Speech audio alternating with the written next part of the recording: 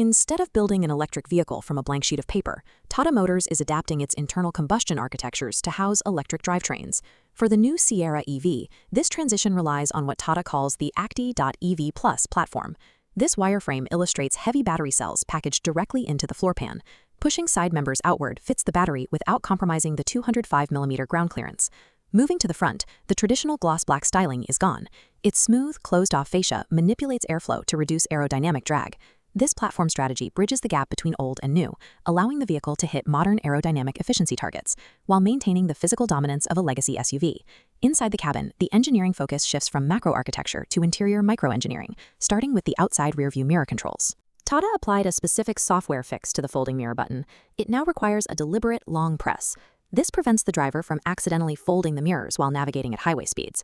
However, that attention to tactile detail doesn't extend to the rest of the dashboard, which heavily favors a digital touchscreen interface over traditional physical switches. The most noticeable ergonomic flaw is the absence of a dedicated physical button for the 360-degree camera. Activating this crucial off-road tool requires taking your eyes off the trail to navigate a digital menu. There is another convenience omission. The passenger doors lack one-touch power windows, reserving it solely for the driver.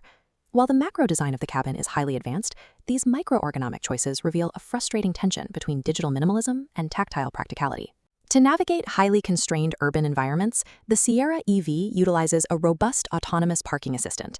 Using an array of ultrasonic sensors, the vehicle calculates the necessary steering angles to maneuver itself into tight parallel spots without human intervention. If a parking space is too tight to open the doors, the user can step outside and use the key fob to remotely command the vehicle to glide forward or backward into the spot. Beyond local parking autonomy, the vehicle's macro navigation relies on a native integration with the Google Maps ecosystem. This route map interface shows how the software actively monitors the battery's state of charge. When planning a long-distance trip, it automatically plots compatible charging nodes along your path and calculates exactly how much battery percentage you will have remaining upon arrival. These integrated software mechanics effectively shift the cognitive load of spatial awareness and range anxiety away from the human driver and onto the machine. Under the floor, the baseline powertrain configurations are split between a 63 kWh and a larger 75 kWh battery pack, both driving the rear wheels. The flagship performance tier is the 75 kWh quad-wheel drive system. It utilizes dual electric motors, one on each axle, combining to deliver 504 Nm of torque.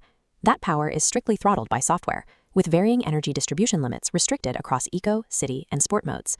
To reach the vehicle's peak performance threshold, the driver must activate the all-wheel drive exclusive boost mode.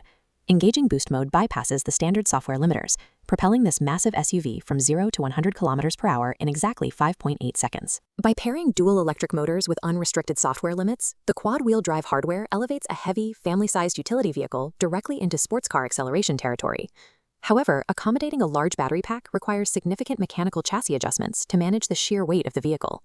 To support the rear-wheel drive architecture, engineers adopted an independent multi-link rear suspension to keep the heavy frame stable. The critical limitation here is the suspension hardware.